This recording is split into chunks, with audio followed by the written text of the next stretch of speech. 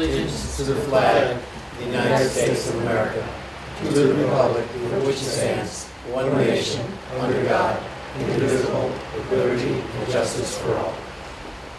Okay.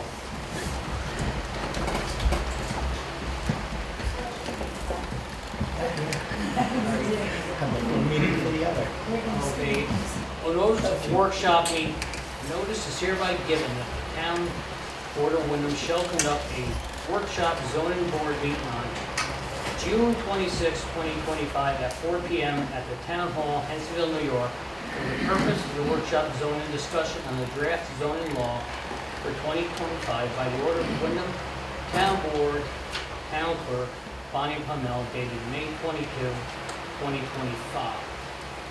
All right, this is a workshop from this committee of volunteers that have worked on this plan for like the last 18 months. They're here to answer any questions that the town board may have after they have reviewed the plan. Helen Budrock from Delaware has worked with us on this plan plus a comprehensive plan before that time for quite some time. I'm going to have her run through the meeting and go however her agenda is. She's going to go chapter to chapter or subject by subject. Our town attorney is on the way as well. He has reviewed the proposed plan, and he has made some comments that will have to be incorporated in it. We've also had an outside attorney, according to Hoyle, that we have to do, and he has put his eyes on it as well, and we'll make some suggestions if we have something that needs to be dotted or T crossed through. So with that, Helen, the floor is yours. I'm just going to hand out some agendas. There should be enough to go around sort of get started.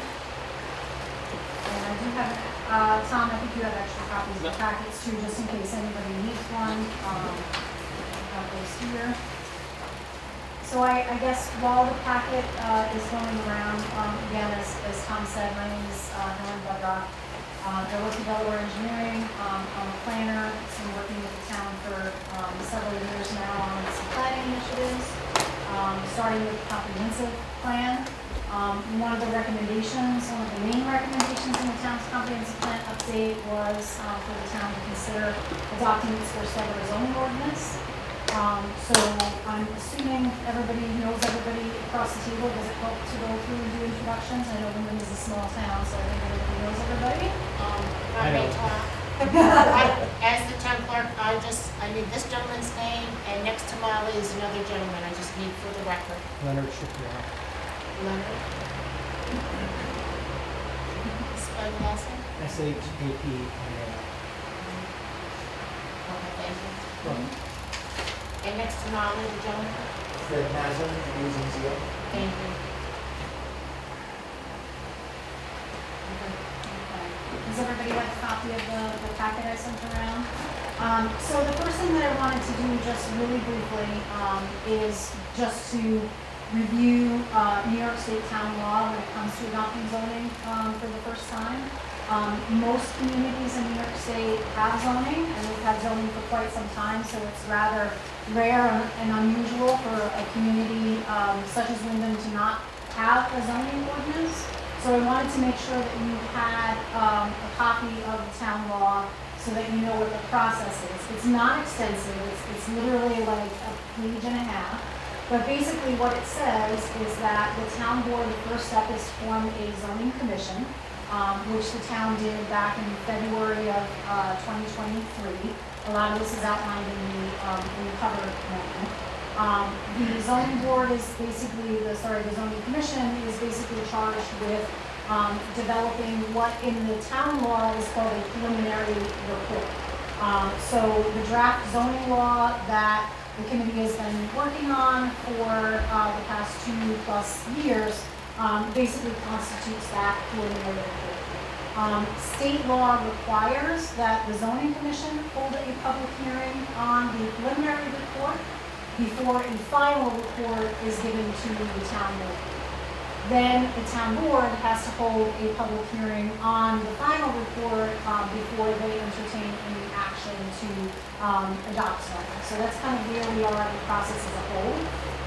Even though the first public hearing is the zoning commission's responsibility, we felt that it was important to get together with the town board and get some preliminary feedback, answer any questions that you may have, on the draft zoning law as it is right now, so that we have an opportunity to make any adjustments or edits to it before it gets finalized, in its final form. So the comments from the town attorney, any comments or questions that you have tonight, plus the comments and questions that the public may have at the public hearing when it's scheduled, will all be sort of pulled together, and then before that final report goes to the town board, those comments and issues will be addressed. Are there any questions from the board as far as just the process and where we are in the process and what we're doing here today?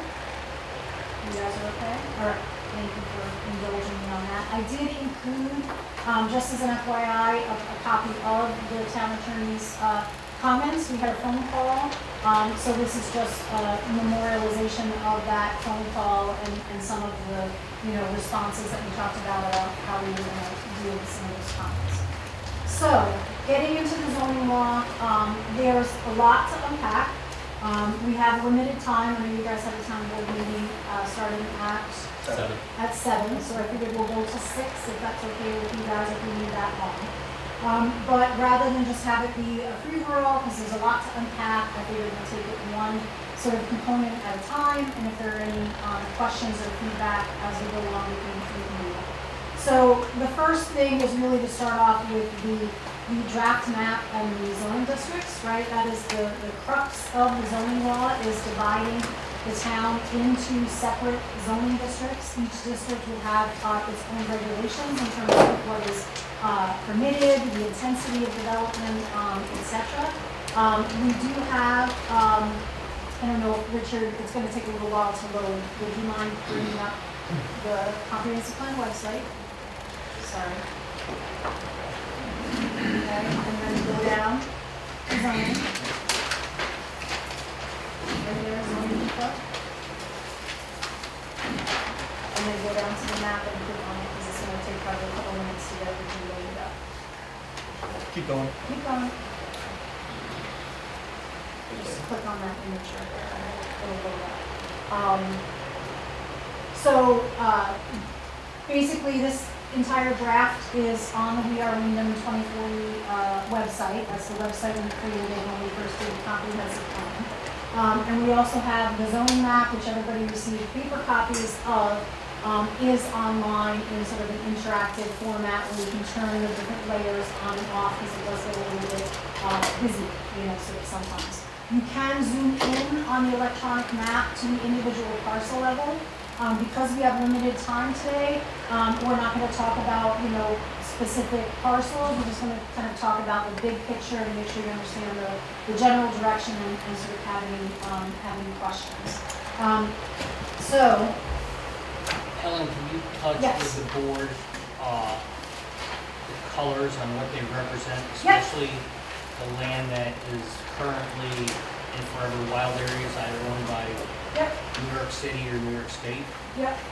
So, the zoning commission spent probably, I think, the first 6 months or so of their deliberations sort of deciding what the districts would be. Not even necessarily where they were going to be on the map, but, how do you control development going forward in Windham, through zoning, what would that actually look like? And what the commission decided on, like a lot of communities that have zoning, is to basically separate out the commercial areas along the main corridors from the transitional areas, which are higher density residential development in and around kind of the main streets and hamlets. And then the outlying areas would be essentially rural residential. That's the lowest density, residential development, the least intensive development that you see. As you know, a lot of Windham is already protected, and even though this is a zoning map, we felt that it was important to highlight on there the parcels that were already protected, either by virtue of being in forest preserve, owned by DEP, DEC, etc., because the zoning map is really going to dictate future development. If you have a parcel of land that's publicly owned and it's forever wild and it's never going to be developed, then the zoning regulations, I don't want to say they don't matter, but essentially you don't have to worry about that parcel, ever being 100 houses because it's already protected. So that layer is really just for reference so that you can see how those parcels line up with the zoning districts that the commission has proposed. So essentially what we have, if you look on the zoning map, is 5 different zoning districts.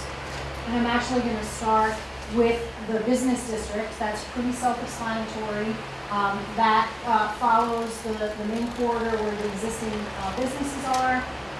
In that district is a mixture of commercial and residential uses, but primarily commercial uses. The hamlet district is the outlying area surrounding the hamlets. That would allow for a little bit more intensive residential development, a little bit higher density. Also would allow for commercial uses, but limited commercial uses, and most of those would be permitted by special permit. And I can talk about that a little bit later if you have questions. Most of the town is rural residential. That would be the least dense development consistent with the existing land use patterns. And then we have 2 other districts.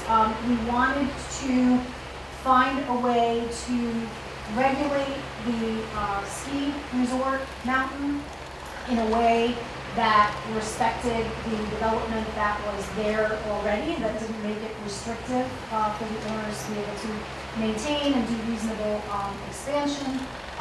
So I'll get to it a little bit later, but we're sort of treating that resort district, which just includes the lands that are held by Windham Mountain Club, as essentially a planned unit development. So it would be sort of a customized zoning that is tailored to what is already there, and any future development would have to be in accordance with a master plan of development that's approved by both the town board and the planning board. So again, we can get into the weeds on that a little bit later.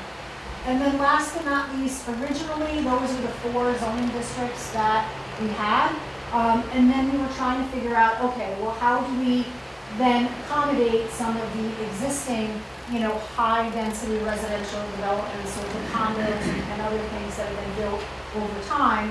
So the commission decided that there should be a separate district called the Planned Residential District, which are for those planned residential communities that are pre-existing, that are already there, so that it doesn't hamstring them with regulations that don't fit the character of those communities, but really discourages those kinds of, high-density residential developments from occurring outside of what's already there, and in the context of the ski resort. So you wouldn't be able to have something like you see existing, out, in the outskirts of the town. So that was sort of the idea there. We also have 2 overlay districts, but I'm going to pause there to see if there's any questions or feedback just overall on how the zoning was structured in general. I have 2 questions. Yes. So the first one, we don't need to go all the way in the weeds Yes. on this. Mm-hmm. The Windham Mountain Club development plan and those parcels. So obviously there's a separate parallel task here with planning board going on right now. A number of the parcels that are in that development plan here are not in the resort district. I'm zoomed in on the From Road section, Okay. as well as what we used to call the Windham Foursome section, located at the end of the golf course Yep. on South Street. Is that just a function of the map was made and it's made independent of this planning board process? Do we see those parcels? Are those So parcels? we're talking about here and we're talking about over here, Okay. right? So, So we what's based, the rationale there? so we based it on ownership at a certain point in time. So when we started, we looked at the tax parcel data and we basically kind of pulled out anything that said it was owned by the Windham Mountain Partners. So it's possible that there was either sort of an error in the tax parcel data or something was sort of acquired after that point. But absolutely, those are things that, it's part of the overall, development plan, and it is under the control, you know, of that entity, then it absolutely, the intent is that should be in the resort district. So, I don't know, Richard, you would be able to come up with a list of parcels? You know, Yeah, just so, to make so sure it's gonna that they're- be From Road, it's gonna be Windham Foursome, and it's gonna be Hamilton House. Richard, you're allowed to Part of speak. it. Okay? No, that's okay, It was my belief that this particular section here is that in our resort district, because the resort district went around it, we were aware that Okay. this is gonna be absorbed by the mountain for Okay. business purposes. This was a separate transaction, but it's easy, I know we discussed it, but we didn't address it officially, that since the golf course is gonna be in the resort district, that bringing this in is available, and I believe this was already discussion. Yeah, so it's Okay. that, and if you can go to the Hamilton House, so we're all talking about the same thing. And even off of Farm Road. This parcel here. Even off of Farm Road, you have the one house that's private. That's correct. Mountain property. Mr. McKee, yeah. And you have Winter Green Club, which is, again. Yeah, I'm not saying all the separate, but parcels, I'm saying the that ones that are in that. You're plan. right, there are a few in that district which are. So it's possible that that's just an oversight, just based on, you know, the Mapping. complexity of the mapping and everything else. So, your suggestion is just to cross-reference it to the plan that's actually before the planning board and make sure that all of those parcels are in there regardless of what the tax parcel data says, who knows what they need. Okay, excellent, thank you. What about the Wynwood condos? That's a little It's bit also different, one right? of the map. Well, no, those are think privately so. owned. Private, yeah. All of that small It's in there. subdivision, all of those individual lots are privately owned. Mhm. The Yeah, no, we're not talking about common individual ones, but properties. Mhm. should those come out of the resort district or? Well, yeah, I remember the discussion on this because it was something I was focusing on. Considering that the golf course is directly across the street and the golf course is going to consume this land, okay, and this is also property by the mountain, but we didn't have an issue with this being into a resort district. It's all those little things that are privately owned, that's why I wasn't sure. About 60% of the property on Yeah. the mountain is about 40. It's true. All of those subdivisions are privately owned, not by Windham. So that's easy enough to back out of the plan. Yeah, I was gonna say, we could treat it in the same way that the other condo developments, you know, are treated, so, it Because doesn't they're necessarily have to be they're part of- individually owned, so, Gotcha. Do we back out or make an option? no, it's still, I mean, if their current use, I mean, watch this, and someone stop me if they think I'm wrong or I'm being ridiculous. Their use is not likely, you know, their construction is not likely to change, just maybe the chain of ownership might change. Or when the Mountain Club divided tomorrow, they want it in the district. And if we don't take them out of the district, then what are the fouls because they're private owned? Well, I guess the issue for me is that part of the plan that is currently being reviewed by the county? Is that considered? No, then I would say it should go out, and it should be treated as a planned residential development, just like any of the other condos, if everybody's okay. Thank you. Probably should. Okay. Sorry, go ahead. So I have a second one, and this is just, I want to hear from all of you guys about how you got here. The fairly large expansion of what we call the Hamlet District, right? Hamlet Yeah. District kind of has a definition in law right now. Particularly would like to understand the thought process behind the expansion to the north between Bagley and Mill Street, as well as the expansion kind of down Old Road quite a ways. So just want to understand the thought process there. Yeah, and I don't know, again, I don't have to do all the talking, I'd like to hear from some of the zoning commission, sort of members, but my recollection was some of the earlier maps had that hamlet area much, you know, sort of tighter. We basically started out with the designated hamlet area, you know, for the watershed agreement as kind of like a starting point. And then we did basically sort of a drive-through, you know, of the town to kind of field check what we had as proposed on the map versus what was out there kind of like in the real world. And my recollection was there was some concern, and this kind of goes throughout the whole zoning map. We had a lot of discussions about non-conformities, right? So once zoning goes into place, from that point on, if you have a parcel that doesn't conform to the zoning, you're considered a non-conforming parcel. So we were trying to minimize the number of non-conformities. So say, for example, we didn't get into the bulk table, but there are minimum parcel size requirements in each of the districts. The rural residential is much larger, the hamlet residential is somewhat smaller. So we were trying to draw the boundaries in such a way that we weren't creating a situation where a whole lot of people would end up with parcels that, a parcel size that doesn't conform to the zoning. So we had those conversations. When it comes to residential uses, the only limitation really is future subdivisions. So, for example, and I've used this example a lot, in the town where I live in, I'm in a 3-acre zone.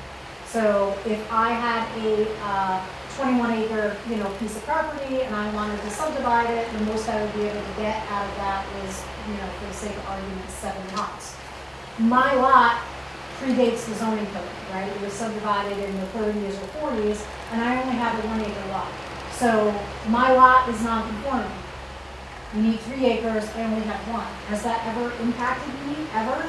No. It just means that I can't subdivide my 1 acre into anything smaller because it's non-conforming. I've never had an issue with, setbacks or doing anything with my house or putting up a garage.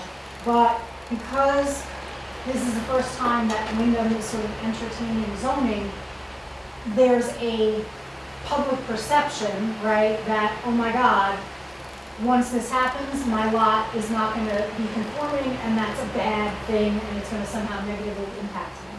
So what we were trying to do is to strike this balance between not creating a lot of nonconformities. So you can see that even though the orange is larger than the designated hamlet area for the watershed purposes, it really encompasses a lot of the smaller lots, because we were trying to make sure that again, we were minimizing the non-conformities. Does anybody else want to add to that? It's rural residential, it's 5 acres. Right. So when you get a bigger lot, a lot of people, you have a pretty dense area back there, those are all small lots. So, Yeah. if you want to, she's right, you want to try to get it to conform. It's not a pretty exact science by any means, but 5 acre, lots are pretty big. So Right. you're trying to keep it so that it's a little more wide open land over there. Right, and if somebody had a 2 or 3 acre lot, they wouldn't be like, oh, I don't want zoning because it's going to somehow Okay. negatively. The rest of the board should know, the zoning commission took field trips.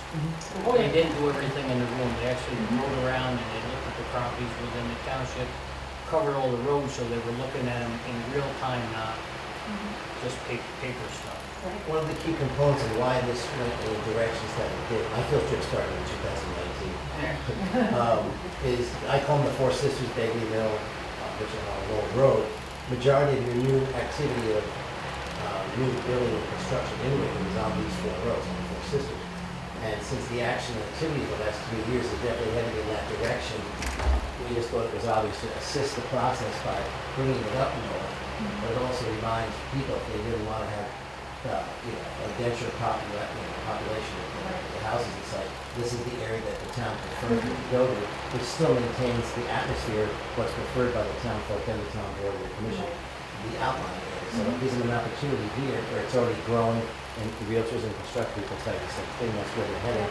Let's help them get there while we maintain some of the character that's in West Virginia. And like I said, we tried to kind of strike a balance because zoning is forward, right? So it's from this point on, it will guide future development.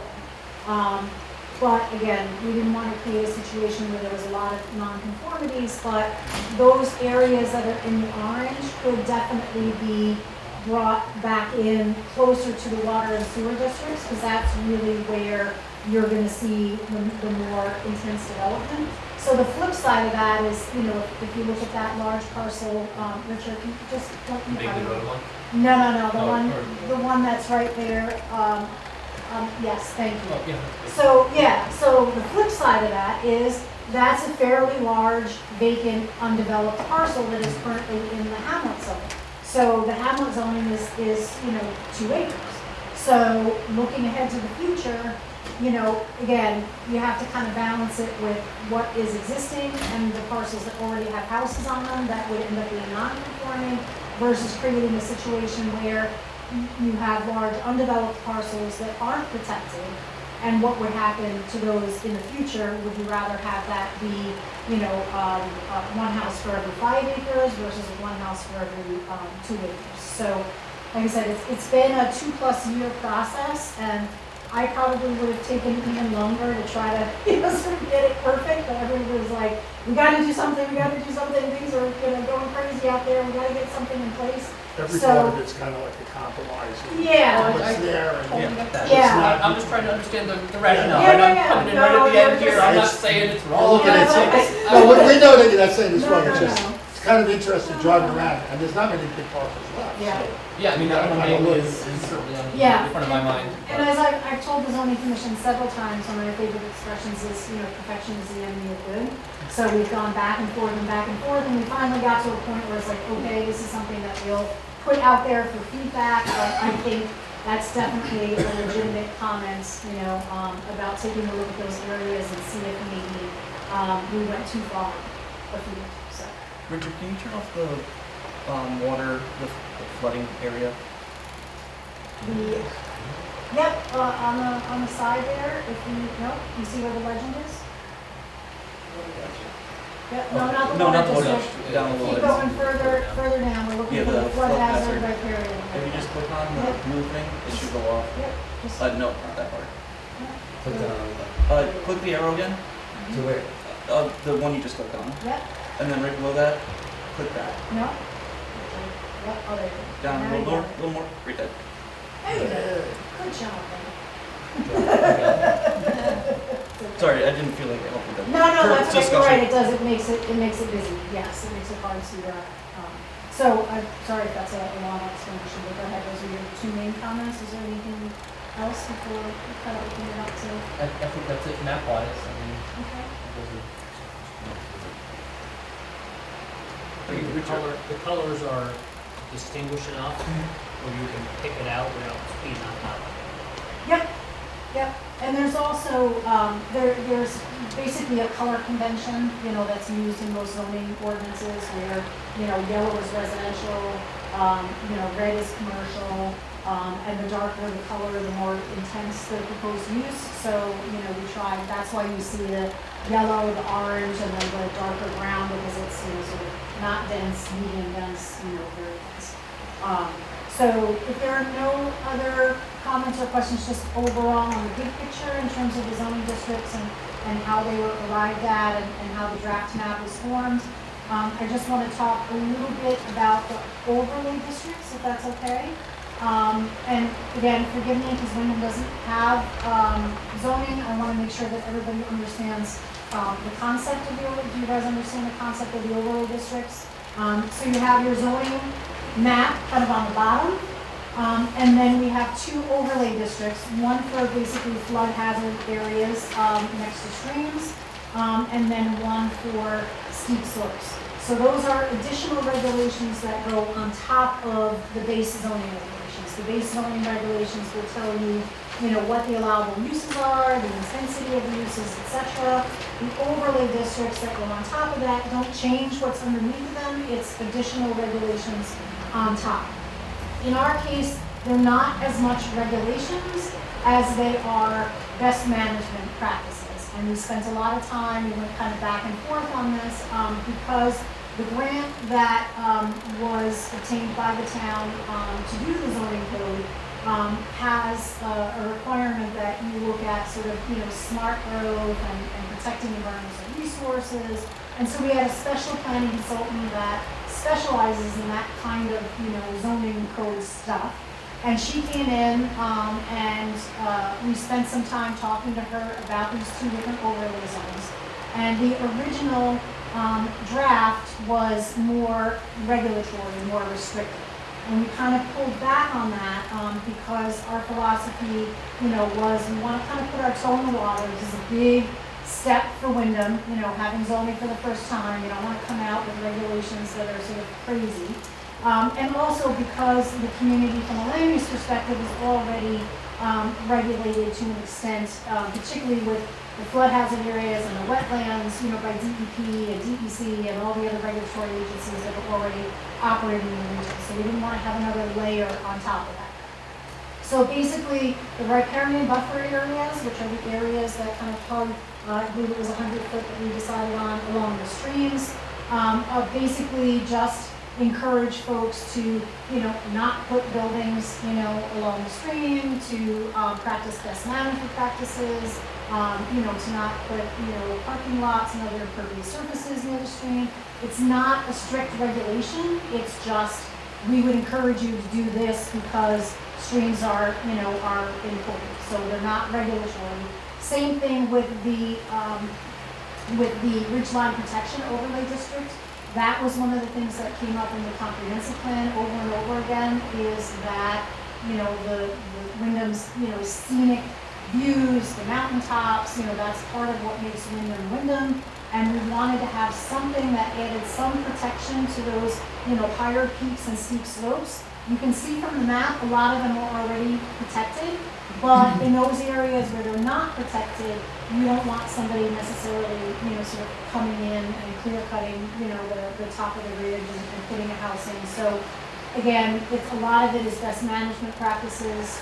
There are some requirements, but it basically has to do with, tree removal, building on steep slopes, visual impacts, that sort of thing. So those are the two overlay districts that we decided on. You already have a historic district.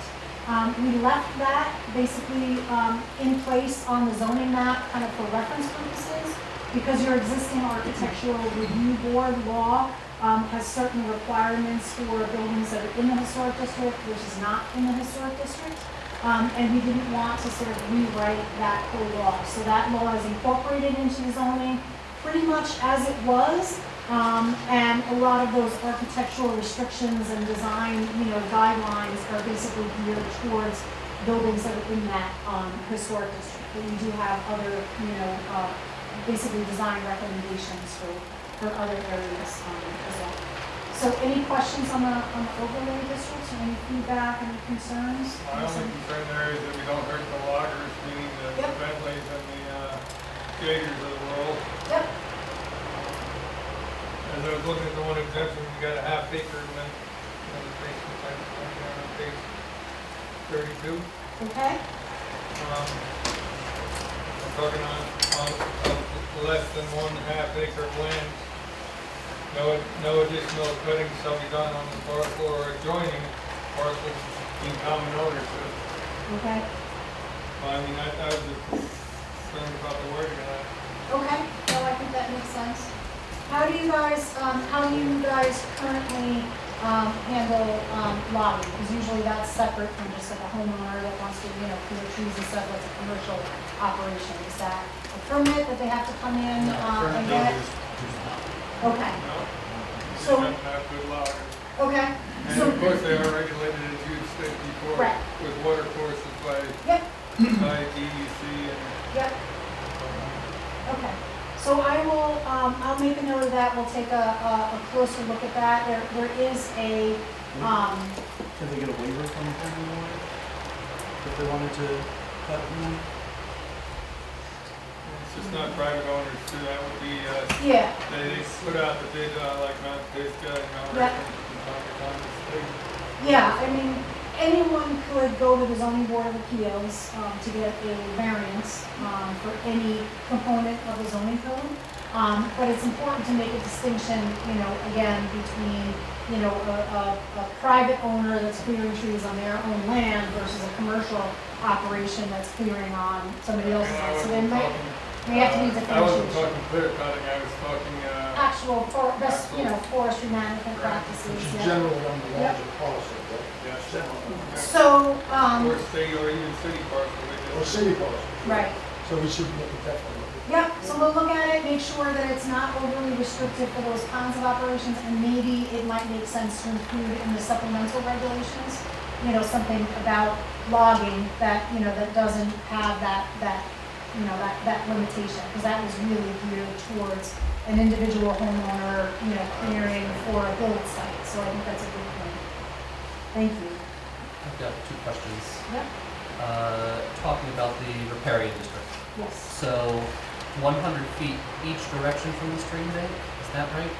Yes, I believe it was mapped out from the center of the stream out, if I'm not mistaken, but I can clarify. How does that 100 compare to, I mean, I assume you've done similar districts in other places. Is that pretty standard for what you see in other places? Do some go larger, do some go narrower? I'm just trying to understand the 100.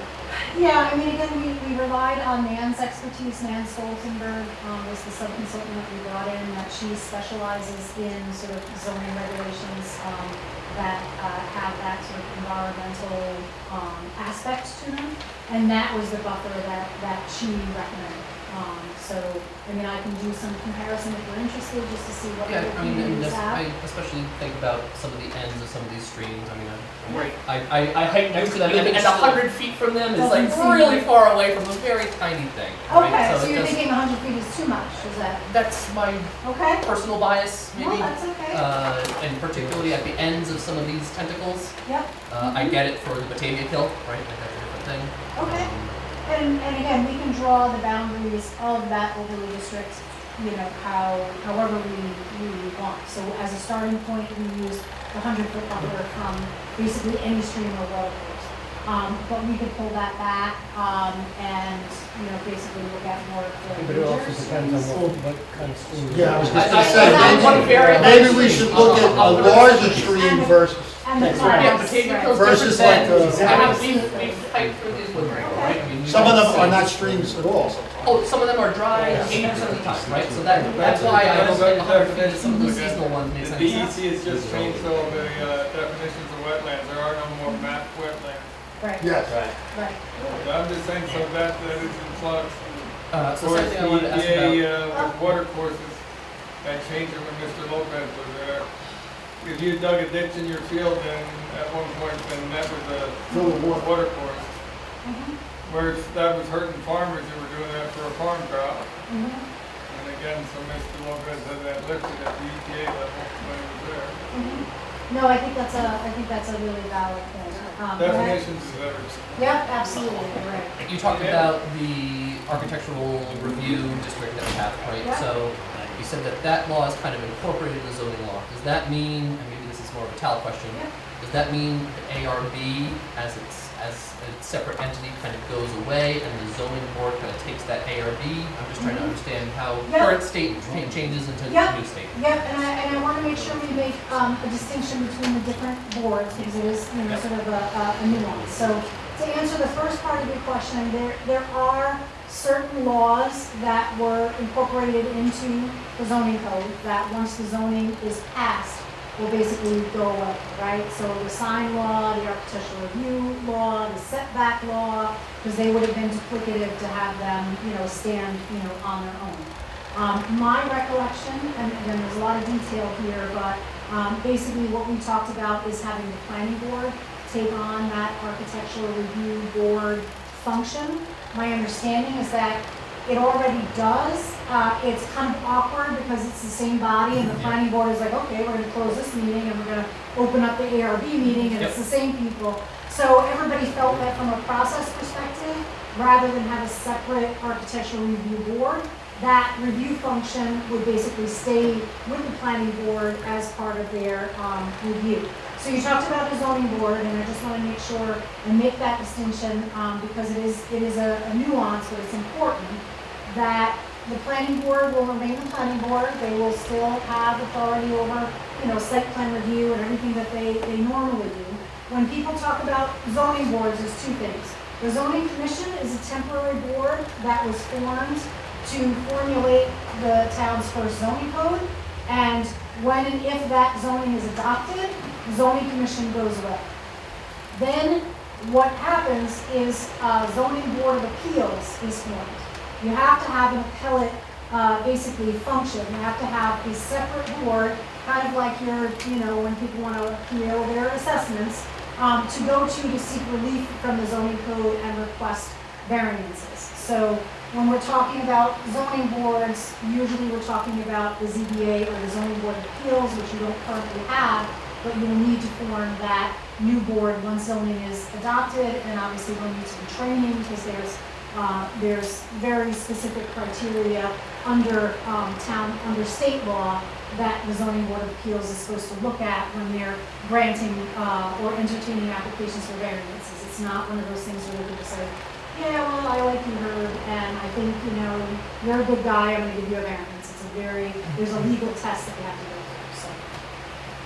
And let me, if I'm, No, that's super helpful, thank you. lengthy explanations, I can sometimes go too far, so hesitate to cut me off. And Mr. Shapiro was very involved in zoning board most of the time. Yep.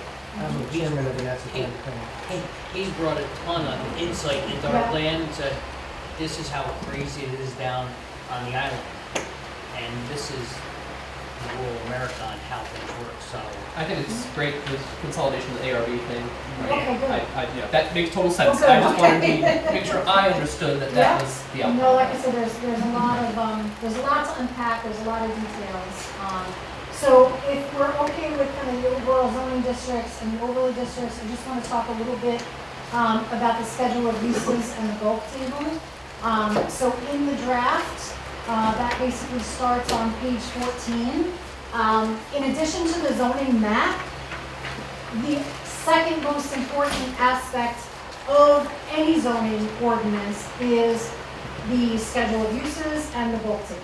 So that is basically a chart that says, okay, you have these different zoning districts, what are the allowable uses within each zoning district, because they're going to differ from district to district. You're not going to have commercial uses out in the rural residential, zone.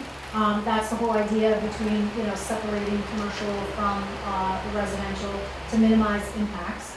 And then also the intensity of development. That's the area regulations. How many units of housing, per acre, setbacks, lot coverage, which is a function of density, etc. So we'll take them one at a time. The schedule of uses you'll see on the top has the different zoning districts, and then on the side it has the uses. And you'll see that there's either a P, an SP, or an X. So P means permitted as of right. What a lot of people don't understand is that when you have zoning, there are certain uses that are permitted as of right. So if somebody comes in, like for example, in the rural residential zone, single-family dwellings are permitted as of right, basically kind of across the board. The planning board does not have jurisdiction to say, I don't like your house, therefore I'm not going to give you approval to build your house. Same thing with a retail store in the business zone. The planning board is a technical review board. If something is permitted as of right, the planning board doesn't have discretion to say, we like you, we don't like you. They basically have control over things like, aesthetics and parking and safety and fencing and traffic and all those normal things that they look at in site plan review. Where the planning board does have some discretion is what we call special permit uses. So those are uses that are permitted only with issuance of a special permit by the planning board. So that gives the planning board the discretion to say, well, certain uses may be appropriate in certain areas, but maybe not others. And it depends on the neighborhood, the context, surrounding land uses, the intensity of the use, etc. So what we tried to do is to balance permitted and special permit uses. You'll see there's a lot of special permit uses in there because when we went back and forth, everybody felt like the planning board should have a little bit more discretion, over whether something should or should not be allowed.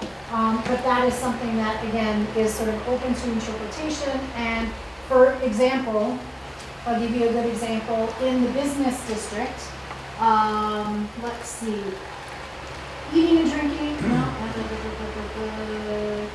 let's see, let's say commercial recreation, okay? So commercial recreation is a special permit use in the business district, right? So if you look at, the movie theater, right, that would be probably considered commercial, recreation.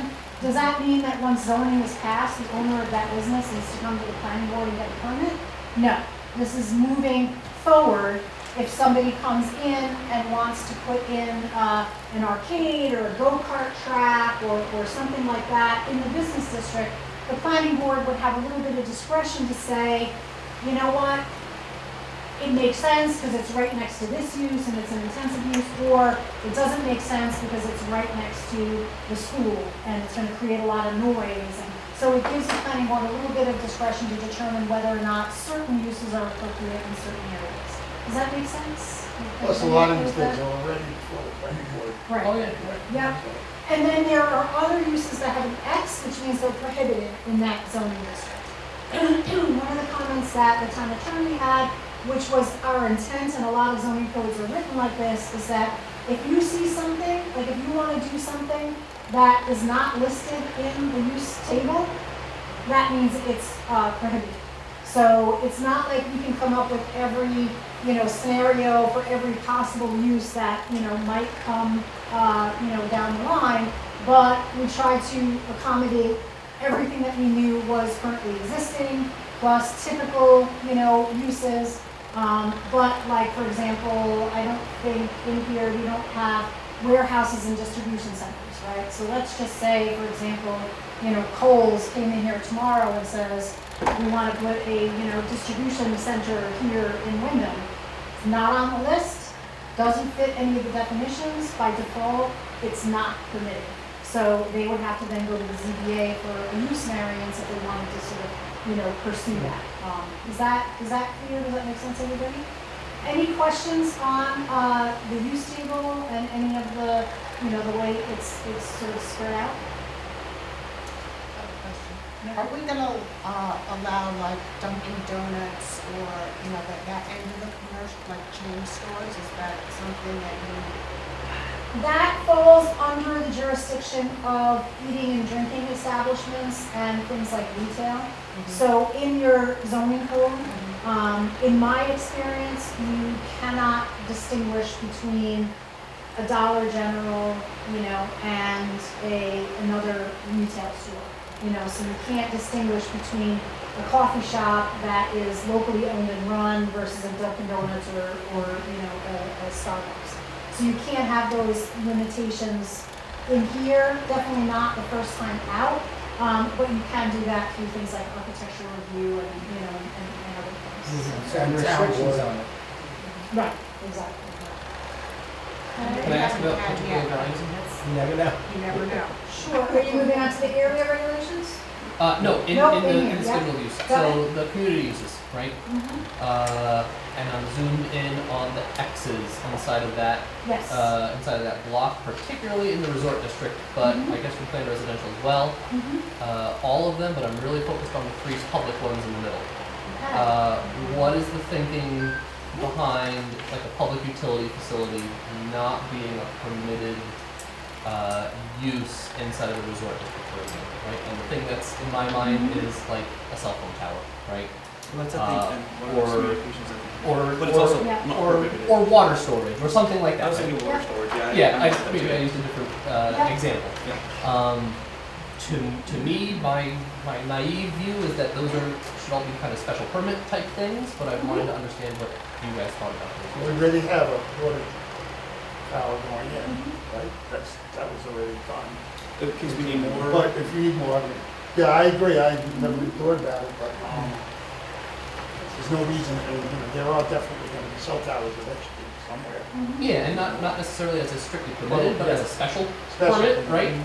I look at this whole list of things and I look at both of those district types, and I don't see, please let me know if you feel differently, why that wouldn't be a special permit. No, I think that's a valid I think that's point. right. Again, we spent a lot of time kind of going, back and forth, and I think that makes a lot of sense. So I think that's definitely something that we can look at.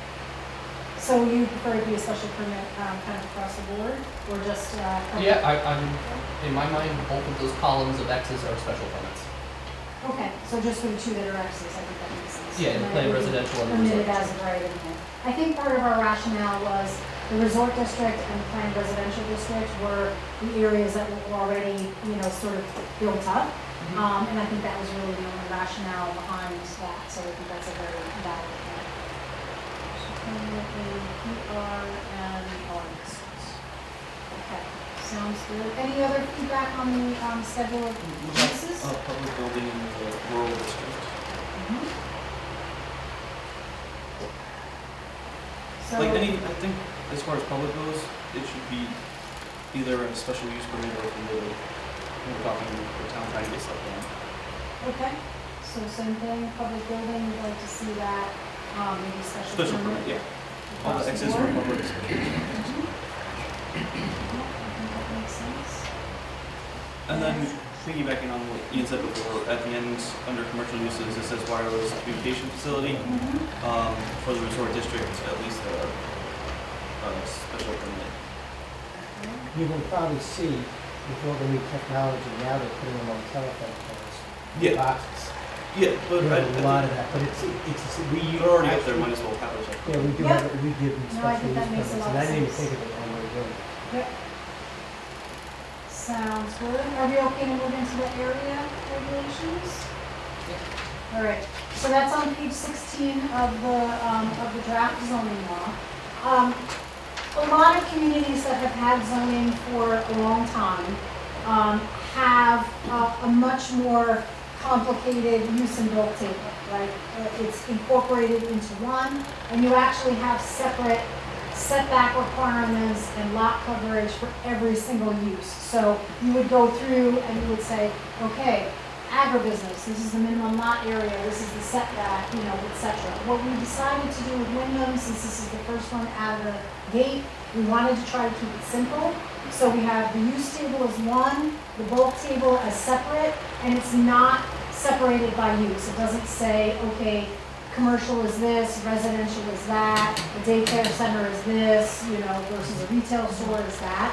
So basically, in the big picture, the difference between the different districts is that in the rural residential, we talked about this before, is the minimum lot size or the amount of land that you would need per residential unit would be 5 acres. So one house for every 5 acres. In the hamlet district, that goes down to 2 acres, unless you have access to water and sewer, in which case it goes down to a ½ acre. And then last but not least, in the business district, you would need a minimum of 1 acre if you didn't have access to water and sewer, which they're kind of few and far between in the business district, most of them have access. And it would go down to a ½ acre if you do have access to water and sewer. So we spent a lot of time kind of going back and forth, comparing it with other communities. Again, taking a look at existing lot sizes and sort of development patterns, and that is essentially where we settled. You'll see that there are no strict bulk requirements for the resort district, and that's because it is designed to be more of a planned unit development where, again, it would be keyed into a master plan of development, so you wouldn't have a strict density requirement. It would be keyed into an actual site plan, sort of for the development, and it would be keyed into that plan.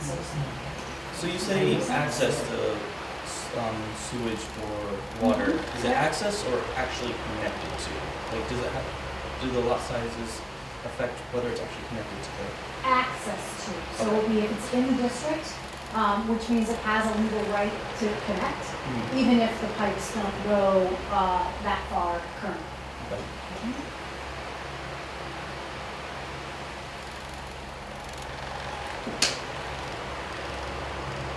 I want to draw your attention just a little bit to the minimum livable floor area per dwelling unit.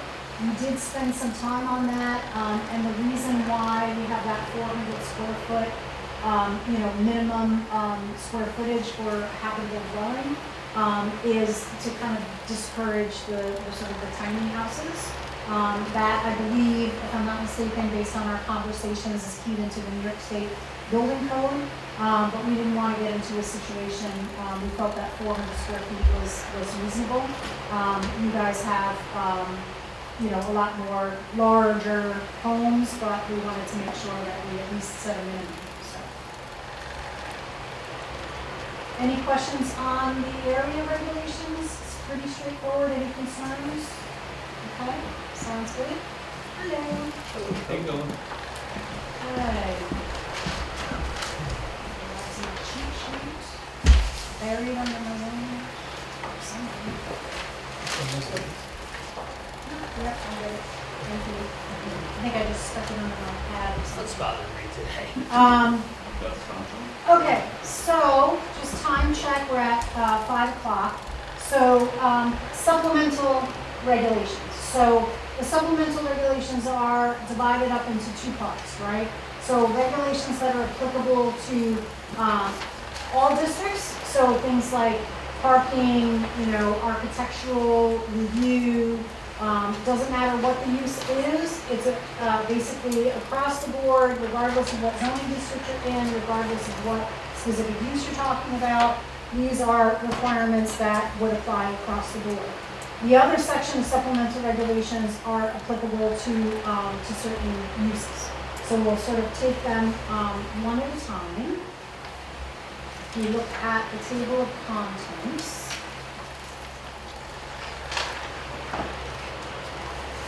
Sorry. Okay. All right. I'm just on the table of contents so the supplemental regulations applicable to all districts. It starts on page 17. We started out with special use permits. We talked about that a little bit before. That section basically talks about the procedures and the criteria for issuing special use permits. The next section is off-street parking and loading, landscaping standards, signage, architectural review, the two overlay districts, and then a final section on fire prevention and protection. So are there any, I guess I would just say, again, the signage law and the architectural review board law are part of those supplemental regulations, and they were sort of incorporated into the zoning. We did make some tweaks, not so much to the architectural review board law, because that was pretty good, but the sign law was a hot mess. And unfortunately, there's been some recent case law, about freedom of speech and how sign laws can be written and what you can restrict and what you can't restrict. So we did a fair amount of reworking of the sign law just to make sure that it was, basically in conformance with the recent case. So, is there anybody that has any questions on any of those right off the gate? Just under special use permits, B1, it says readily accessible to fire and police protection. But I think it should say emergency personnel, including medical, ambulance, stuff like that. Alright, and what page are you on? 17. B1. Yep. 17, and which one was it? B1. B1. Thank you, Yep. B1. It just says fire and police, but I think our ambulance should also have Okay. access to properties. Okay, fire, police, I'll just say emergency, fire. Yeah, emergency personnel. Yeah, perfect, thank you. Okay, And under the procedures, it doesn't, later on, it mentions 239, but it should probably be under, mention something about 239 or whatever.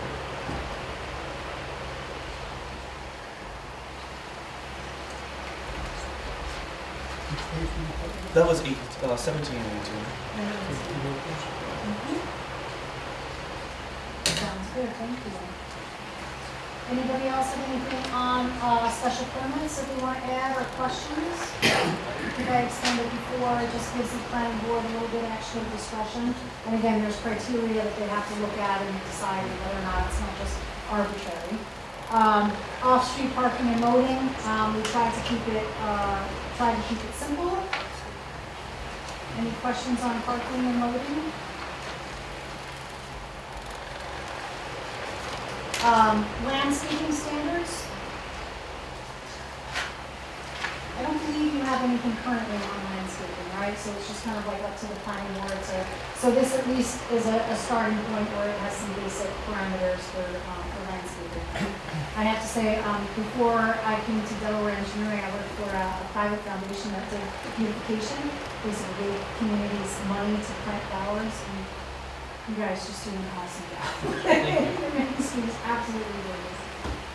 Okay, so you do a good job with that. Signage, again, we talked about that. Sign law was reworked, just to make sure that it's conformance with, some of the recent police law. Okay, architectural review, same thing. Design criteria is pretty much the same, it just adds the, the processes and procedures.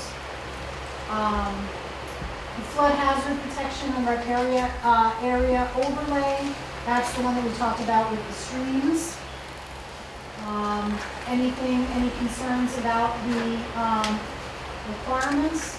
A lot of it basically says, if you wouldn't otherwise have to go to the site plan, the planning board for site plan review, if you're in this overlay district, we just want the planning board to have, to have eyes on it, so you have to go to the planning board. But other than that, you can see section 4 is really best management practices. Okay. The ridgeline protection overlay district, we kind of talked about that before. Same thing, there's some exemptions, there's waivers. Again, you can digest it and let me know. And then this last section, I really have to give props to Mariana. She, has been a consistent member of the zoning commission, and she really fought to have this in there, even though there's a lot that's covered by the fire code and the building code. She wanted to make sure that there was some basic language in the zoning code that addressed public safety, and particularly things like the electric vehicle, charging stations, making sure that anything that the planning board has eyes on, that they're looking at it from a public safety perspective to make sure that it's accessible to emergency vehicles, etc. So even though it may be redundant, it's Big issue, Council. yeah. And we're in the midst of waiting for New York State to change the new fire code laws. It's supposed to do about the right time. Come down the road. All right, so the next section is supplemental regulations applicable to certain uses. So this kind of pulls out uses that may have some special characteristics to them that we want to make sure that we have additional regulations to deal with them. The first is accessory dwelling units. And the reason for this is that a lot of communities, there's an affordable housing crisis, in New York State and kind of all through. And a lot of communities are allowing accessory dwelling units, call them granny flats, call them whatever. If somebody wants to put a apartment above a garage or a small cottage in their backyard for a family member or to rent out for supplemental income, that's basically what an accessory dwelling unit or an ADU is.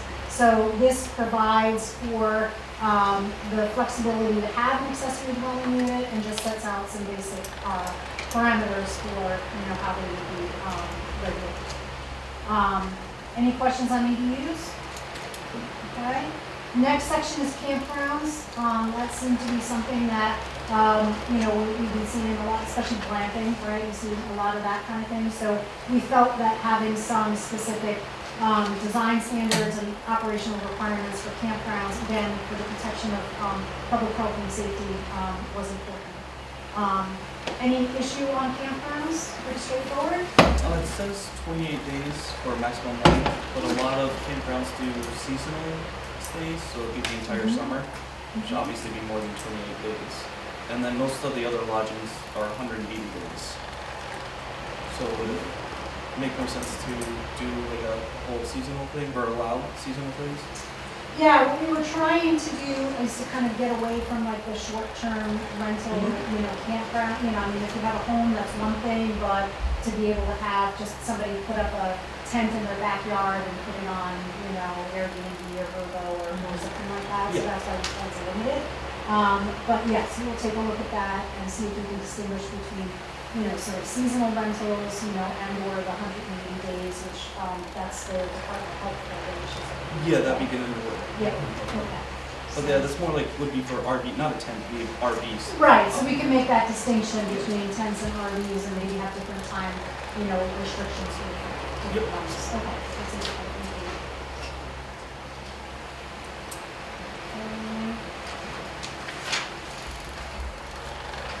Okay, conservation, cluster, subdivisions.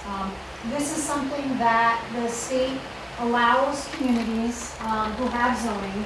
They have the option of including, this cluster provision in their zoning code. And basically it has to do with residential subdivisions. And the idea behind clustering is, say you have a 100-acre piece of land, right? And you are in the rural residential district, which requires 5 acres for every house. But your property is such that it has some important environmental and ecological features. Based on this process, you would be limited to that total yield of how many houses, but you could cluster them on lots smaller than 5 acres. And in return for that, you would have to then preserve all the rest of the property permanently with a conservation easement. So the reasoning behind that is obviously there's less disruption, roads, utilities, if you can cluster units closer together, there's less disruption on the environment, but again, in return for reducing the lot size from what the zoning requires to what you're allowed in a cluster, basically you are permitting someone to conserve large swaths, of land in return. So that's what cluster subdivisions are, and we felt it was important to include that as an option. It's not something you have to do. Basically, if somebody wants to do a subdivision and they want to do a cluster, they would have to go to the planning board, and there's a whole process that they would have to go through to demonstrate that the cluster subdivision is conserving, natural resources and open space. It's not just that we want to, get more houses, if that makes sense. We have a lot of that downstate. Now with some of the golf courses going out of business, we're trying to push the cluster because we want to preserve that open space. Okay, so, any questions on the cluster? Because it's a more sophisticated land use tool that a lot of communities use.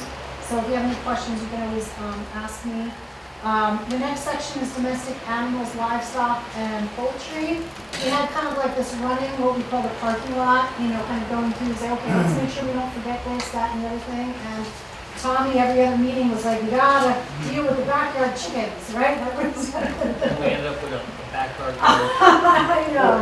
So we wanted to have something in there that just gave some basic parameters on things like backyard chickens, domestic dogs, if somebody has, goats or whatever. So again, this is not farming operations, this is, residential, uses with, sort of barns, stables, horses, The that kind of thing. guidelines on the property or barn size, stable size, Yep, they come from a professional. It wasn't this committee saying, oh, Yeah. we think a horse should have an acre. it was based on Cornell Cooperative Extension. They have certain standards that they publish that we kind of base those on. So. Probably may have a lot of that. I'm just saying, the horse deal on a half-acre land was a big deal for the guy that came up and found out he had a stable next to his house. What about the chicken? The one we came in about the chickens. Yeah, touchy subject, when Yes. chicken tears up the neighbor's flowers. Oh, yeah. So other sections that we put in here were specific regulations on, outdoor dining, sidewalk cafes. Again, this is about public health and safety. You want to make sure that, nobody's going to get run over by a car because the outdoor dining is too close to the road, that kind of thing. Outdoor storage, that has to do with sort of equipment, materials, more so, commercial businesses that might have stuff that they're displaying outside, has to be properly screened, etc. Sorry, we can go back to Yes, domestic of course. animals real quick. Yes? So it kind of under Part B with domestic animals. Should we make it different based on what district they're in? like how many domestic animals you could have within, your business district, your families, or could be a lot different than, 20 acres in the residential district, more rural areas. Are You're you saying talking just, about- you're saying just for the domestic animals, right? Yeah, just the livestock. domestic animals, yeah. Okay, I think that, I mean, that's that your makes dogs and sense. cats, right? Stuff like that. And if you have more land, allow Right. more, or if you have less land, there's a big difference between 5 dogs living on 20 acres and Yep. 5 dogs living in an apartment Absolutely. building. Okay. And then, I mean, we prohibit animals outside of pens and enclosures, but what if they have a giant property and want to let their chickens run free? I mean, you're talking about whether someone has to complain or not, right? Is that, we're just saying not allowed. Yeah, I mean, the I think we The had a discussion livestock- where it became a nuisance. Yeah, and again, it's really for the livestock more than, more than anything else. What's under the domestic poultry, Yep. it says all poultry should be kept at all times in secure pen or enclosure. I mean, I've got 5 acres, if I have chickens running, 5 chickens running free on the property, I'm getting rid of notice.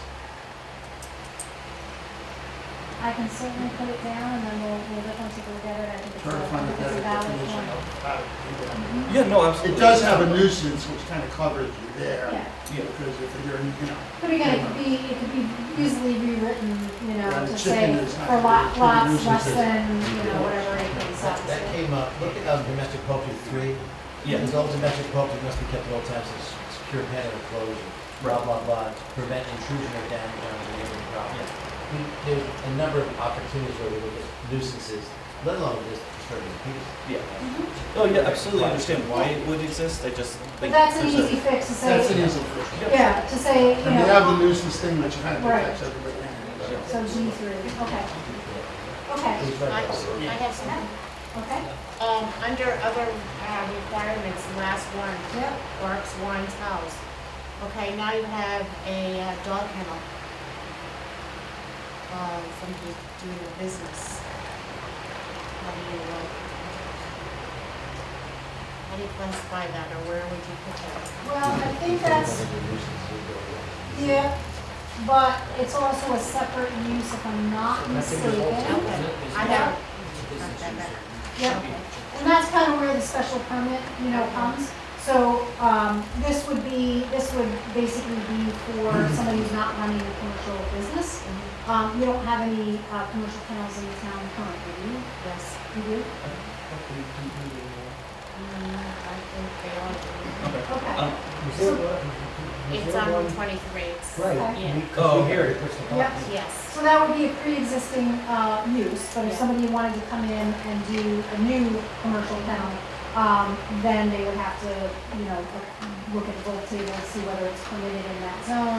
And again, that's a good example of like a special permit use. The planning board would have discretion to say, okay, you're in the middle of nowhere, you don't have any neighbors, it's not gonna bother anyone if your dogs are barking, but, if it's in a different, situation, different location, it may not be the best, route Then, for then them, they so. can make provisions, Yep, just do some soundproofing or Yep. something. exactly. So you're saying that's pre-existing use, even though, certain things on here are not pre-existing use. We have some things now that have changed, for example, we have places that have outdoor storage and junk, and Yep. we're supposed to be screened and not, and will have to be screened in the future. So I'm just curious about the fact that you have kennel that's there, should we leave it that maybe do you have to put soundproofing or some type of remediation measures? Well, you Because, can't pick and choose, so if So it's you gotta, if it's a pre-existing use and it's a kennel that fits the definition in the zoning code, then it would be considered a So we'll leave that pre-existing alone. non-conforming use. If they want to expand or, and we'll get to that in a minute, of what covers that, then they would have to come to the planning board and you could say, yeah, you can add another 2 kennels, but we want to make sure that we add some fencing and some soundproofing to deal with those impacts. I happen to know, Mhm. not here, but in another county where there is a kennel, and the dogs are quiet. We don't even know if they exist. but then the next one is different. You hear it, I Yeah. know what you're It saying. doesn't only have You his hear it? dog, Yeah, it we has the hear it. whole neighborhood's It's dogs. moving out there, it's right Yeah. off of 23. And as I said before, we tried to, cover, all the possible scenarios, but we don't have a crystal ball, so so. It can So always be amended. outdoor, Oh, outdoor dining, outdoor storage, We see it all the time. portable, storage containers, that was another thing, as we didn't want people to bring in, containers and turn them into houses, so there's some prohibitions on that kind of stuff, and then planned resort development, again, is the procedure for the map. Regarding the cover pads, Yep. do you want that going to the planning board or the town board?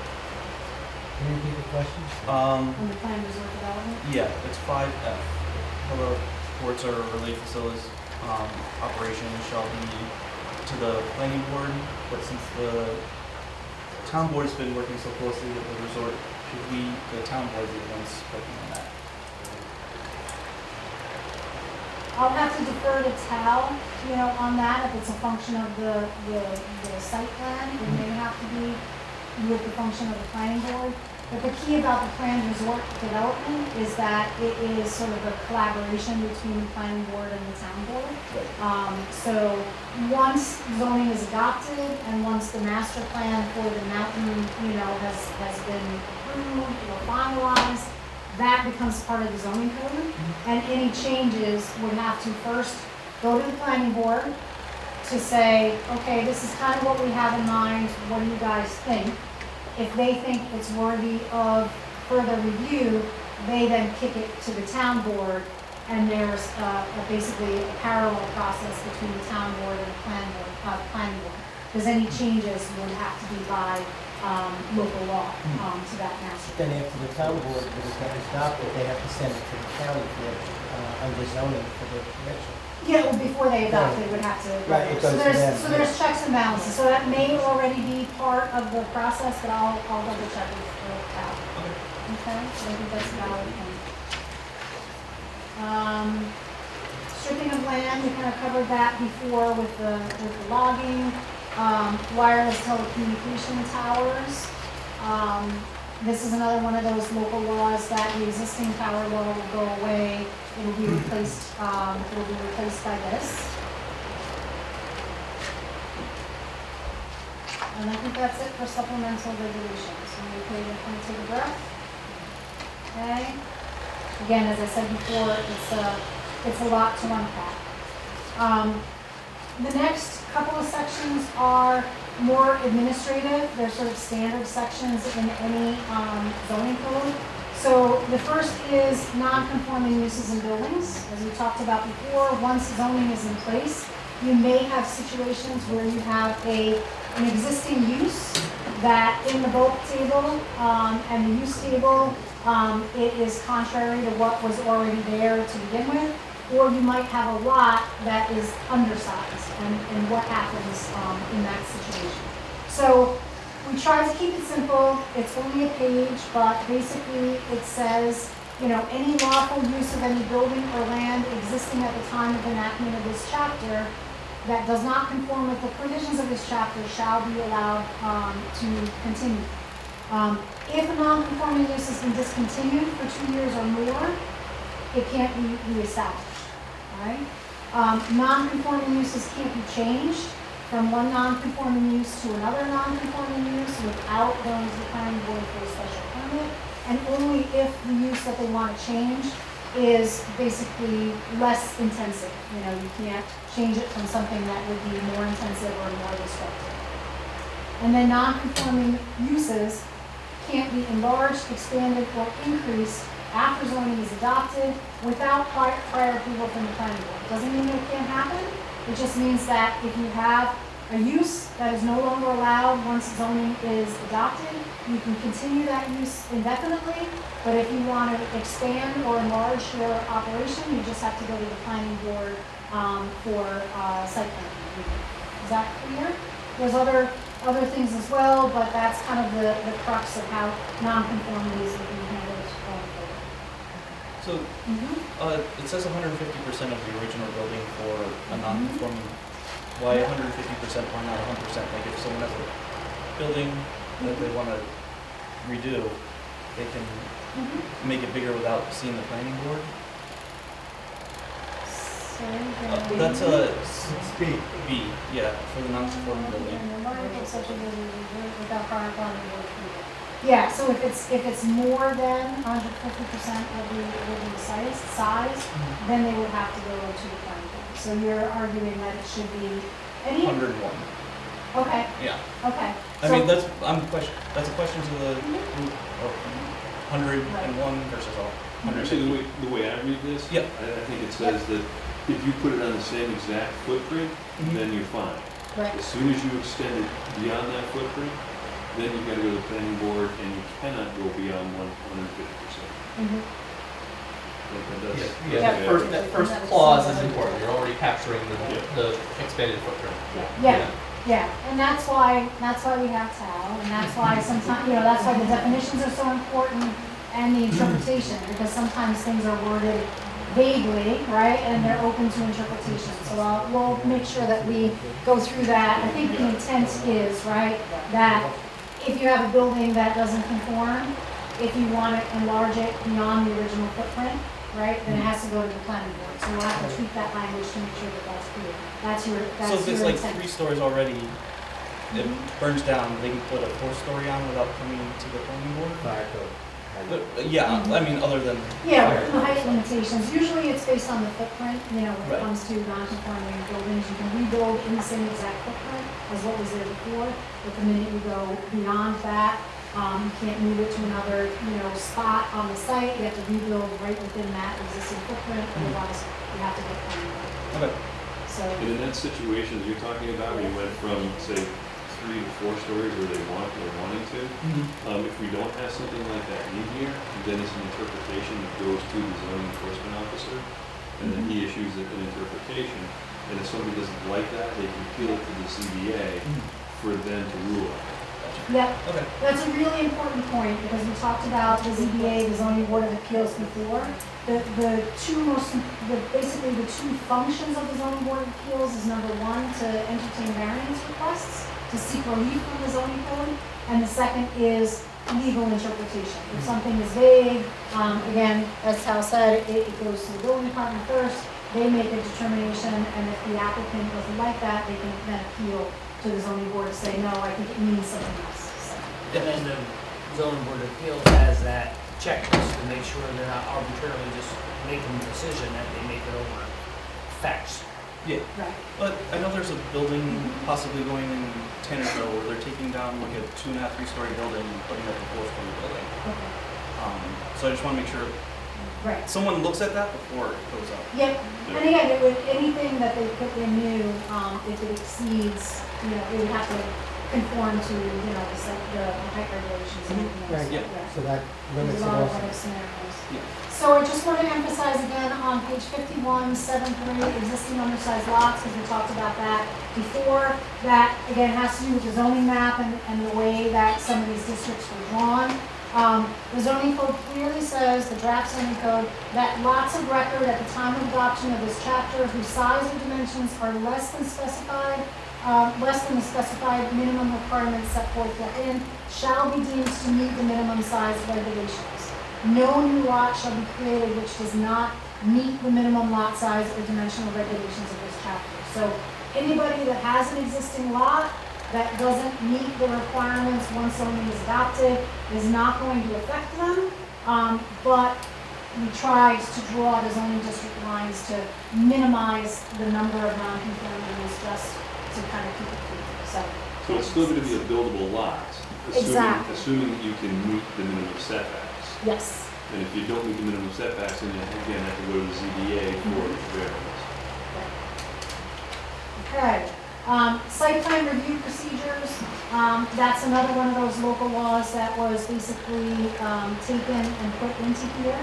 So you have an existing site plan law that outlined the procedures for site plan review. We didn't do a lot of tweaking, a lot of it is pretty much the same in terms of what constitutes site plan review, what needs to go into a site plan application. We gotta do seeker, review fees, consultants, the planning board can hire its own consultants and charge the applicant to, review proposals, public hearings, noticing requirements, the planning board decision process, expiration of approvals, performance bonds, all those things that currently go into the planning board review process. Does anybody have any questions or comments on that section? Again, these are more administrative, than the other ones. Okay.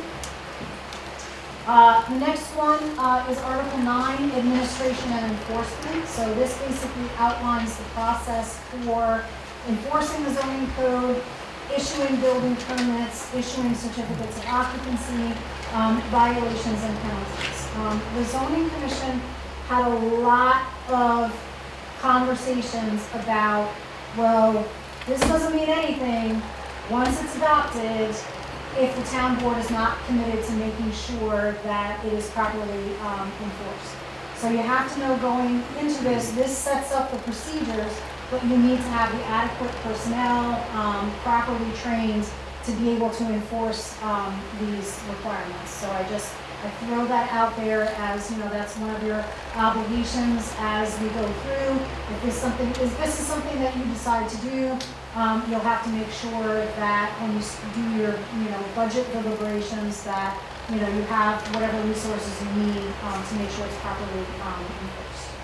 Any questions on the enforcement? Again, this is fairly standard language that you see in every zoning, law as far as, how enforcement goes. Sorry, going back real quick again. Yes. On 57 under the planning board decision, Yep. it says 5 days in there, under 1, 2, 3, and 3.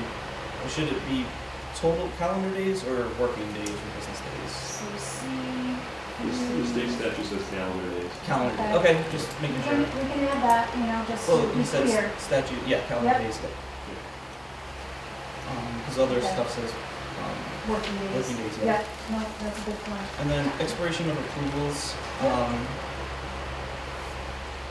What does the town think about having a sunset on approval for projects that have started but essentially have stopped? We have a few of those in town.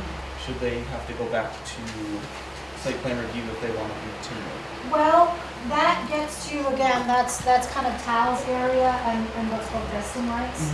So once somebody pulls a building permit and actually starts work, then it gets into whether or not they're vested, and I don't know if you can address that. Yeah, New York State is what I call a substantial right state, which means that once you receive your approvals and you begin to spend money on your project, you have a vested right to that project. And so you could pull it from them, but you could get challenged as well, especially if you make a change in the zoning law, because their argument's going to be, well, I was approved in the old zoning law, I don't have to comply with the new, with the modifications. And so with an expiration of that though, I've never seen that challenge. So if you like it, you can keep it in there. I just, we have a giant hole in the middle of town on Main Street, and if someone wants to do work on that, can they just keep going, or can the town say, hey, you gotta come back to site plan because things are going on? If they're changing the use, definitely they need to come out. If it's the same use, you could still make them, but it would be a little trickier. What if it changes ownership? It's gonna come back. If it's the same use, change of ownership? Yeah. Ownership's fine, it's the use of it. Yeah, exactly. Yeah. And again, we talked about a lot of what-if scenarios, and, we tried to cover all of our bases, but in my experience with stuff like that, it ends up being the planning board attorney and or the town attorney that kind of makes those judgment calls, and then it ends up being, more of a litigation issue when really the planning board's, role determines. And that's what we went through a lot. These regulations are very strict. Yeah. Oh, we did something similar 2 years ago. Okay. Sounds good, okay. So let's move on I am at page 61, which Just is, to go, I'm sorry, go back just real Of quickly to course. the administration enforcement Yes. too. To really underscore this, it's important to have your code enforcement officer really trained and really on top of things, and for the process to always start with that office. yes. Any application that comes in must go there first. But if they come in and talk to Bonnie, they come in and talk to the assessor, whatever, boom, you gotta go to code enforcement, because he's the one that makes that initial decision. Because that's what starts the clock ticking on every other legal aspect of the process. Because once he makes that decision, if somebody's not happy with it, they only have 60 days to appeal to the ZBA. And if they don't like it, if they miss that 60 days, they're done. Whatever he says goes. And so the big thing is everything goes to the code enforcement officer, and everything he does has to be in writing. Because that, again, that starts the clock. And that's truthfully gonna be the whole key to the zoning, is having the proper person at that time. Yeah, that's Very important. That's right. All right, so we're almost done, folks. Thank you for bearing with me. Next, Article 10 is the zoning board of appeals. Again, by law, once you have zoning, you are required to have a separate zoning board of appeals. So what this does is it basically talks about what the ZBA is, what their powers and duties are, the representation, on the board, and the process for reviewing and issuing variances. Any questions on that, or anything that you want to add, Sal, on the ZBA? That's good, that's all very standard. Just at the end of it, it doesn't say anything about 239 referrals. Or Or somewhere in there, 239 referrals. Okay. As Yeah. applicable, because some of them Right. aren't. Right, yeah, it should rate it as Yeah. applicable by whatever New York State 239. Yep. Element. No, absolutely. Can't hurt to kind of reemphasize that. Variances, well, it depends on whether, see, that's another step even deeper into the weeds. But there's also a contract that can be entered into between the county planning board and the town, and various towns, that say, these listed things are exempt, and you don't have to come down to do the 239 Yeah. referral. Yeah. And Yeah, so, but it's barely for the town. The town has very little. here, very little problem. Right, because you don't have zoning, so that would change. I think it was like some site plan Right. things that were in it. It was a Yeah. one-page document. Yeah, very, very. Yep. So we'll add that reference just so that it's clear that that process needs to be followed, moving across the board. And especially it's a new board, it's probably gonna be new people, they're probably not used to the procedure of, we have to send it for 239. Yep, absolutely. And we'll have to do training not only for the planning board, but obviously for the ZBA members, because, again, there's some very specific rules that we need to follow. We can just kind of, make arbitrary decisions. And it's always better to overpay for that, so even if you Yep. have a question, send it. Yep. No, Because not just send it. Reach out. Not too much over. Or contracts are not fine. So, Just a simple phone call. Yeah, just simple phone call or email is fine. You don't have to send it. Careful, he watches Judge Judy. So same thing, Article 11 is the planning board. So this kind of comes out of your existing site plan law, same thing. What the planning board is, what their powers and duties are, what their membership is, etc.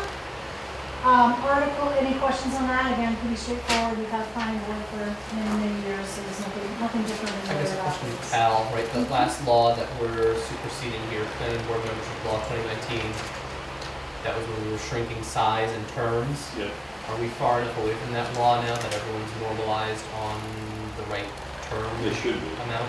they should be. Okay. Okay. And this doesn't restart, this doesn't change the current board, this is Nope. just, or Nope. their, okay. Thank you, No, the planning board. No, we'll stay. One thing to recognize here too is the use of alternates, because under state Yes. law, alternates can only be used if there's a recusal because of a conflict of interest. Mhm. So we're overriding that with this and saying alternates can be used anytime that they're needed. Mhm. And let me tell you something, I found down in Massachusetts, we need it, and Yeah. Absolutely. I almost had a couple of cases that went by the wayside because of it. Any questions on that, on the use of alternates? Okay. Again, this is all a lot of standard language, we're getting towards the end. Article 12, amendments, this sets out the procedures for the zoning law if it needs to be amended in the future. And essentially the most important thing to remember is the zoning law is a local law, just like any other local law that the town board may pass. So the only way that it can be amended is by going through that local law procedure. So you have to have a public hearing, you have to go through all those, signatures. Anything on that, Tal, to It's emphasize? even a little more complicated than the normal local law. For anytime you make either new zoning or a change to the zoning, not only do you have to do all of those things, public hearing, all that stuff, secret, but you also have to put all of your adjoining municipalities on notice. So if we do something, we have to send it to Carol, we have to send it to Jewel. Any town that's abutting, we have to send a notice to them so that they know about it as well. Because it may affect potentially Yep. their jurisdiction. Yep, and you have to send it to the planning board for their opinion before you act on it. So that's a little bit of a difference from other local laws. And it's not some sort of a non-binding recommendation, but you have to send it to the planning board first before you even have that public hearing and entertain comments in the public. So, and then the last section, 13, is interpretation and applicability. Which is basically a bunch of legal language there. Blah, blah, blah, right? Exactly. So again, thank you for kind of going through it, page by page. I'm really pleased with, the level of comments and, the research that you guys did and sort of really reading it very thoroughly. If there are additional comments or questions, even if it's, on page whatever, even if it's a typo, I don't care what it is, you can send me an email or, through the town clerk or whatever. But essentially, what we are going to do from this point, and Tal can correct me if I'm wrong, but I have Tal's comments on the draft, got your comments on the draft. I think maybe we'll keep that open maybe for like a week or two, that if you have any other comments that you want to submit in writing so we have it. And then the zoning commission has one of two choices. You guys can elect to incorporate some of this feedback before it goes out to the public, or we can have it go out to the public just like we're doing here, and then collect all of those comments and make whatever changes before it goes back to the town board for the final report. We're gonna meet Monday, I'm sorry? Are we going to meet again? Well, that's your, I think you should be incorporated now. I agree, I think all of the suggestions are great, but So you might as well incorporate it now. I think you guys should meet again as a group. And then Helen can discuss the changes with the other members of the group that were very I instrumental think we in should making meet once this. more. And then you can move it We're forward. getting paid so much when I would. Right. Because a lot of the concern the board members have, that maybe the general public are gonna ask a week from now. Okay. So, If we can. yeah, Okay. so the commission needs to meet again, takes Cal's concerns and these concerns, draft it back, and we'll go from there. Okay, sounds good. So it won't come back to the town board. The zoning commission will have a meeting to go through your comments and Tal's comments, incorporate any changes that they feel are necessary at this point. And then when they are ready, the first public hearing is a public hearing of the zoning commission. So you guys will set that date, decide when, where, etc. That first public hearing is with the zoning commission. Then the zoning commission, if you want to make additional changes based on that public feedback, then it goes So basically. we can set the date at our next meeting. Yes. When do we want to have that? Next week? Soon as the better. You want to do it next Thursday? Next Thursday? Let's do it next Thursday. This Thursday, the planning board has That's their July meeting. 3rd. Yeah, and it's also July 3rd. We do it earlier. We can go to vote. Well, I'll tell you what, since we don't have I'll stay here for everybody, 7 hours. since we don't have everybody here today, and we also have to notice, right, if it's not Let's part see of if the they can regular make it. I schedule. mean, Thursday, some people, because it's 4th of July. I'll send around an email, we'll set a date for our next zoning commission meeting, we'll make sure that it gets noticed. It should in case take anybody that wants to come. And then, at that meeting, we'll review the comments, and then we'll figure out what date the public hearing will be. Does that sound all right to you guys? Yeah. Okay, sounds good. You want like any kind of grammaticals in there? I'm fond, yeah. Just on page 7, just a couple lines. Yeah, it's just like anything else, you look at it so long and, you know, it yeah. just, we don't even see it after a while, right? So, yeah, I'm not offended if there's any of that kind of stuff. Tom, this is your, officially, this is kind of, your meeting, I don't know if you want to officially. done? Yeah, I think we're good, yeah. All right, entertain a motion to adjourn. Second? Second. All in favor? Okay. See you all, Thank you. Thank you. Again, thank you so much for Oh, good. yeah, thank you guys. Yeah, thank you guys. Thanks for the feedback. It was very Yeah, helpful. that was definitely a lot of work, and a lot of, teamwork.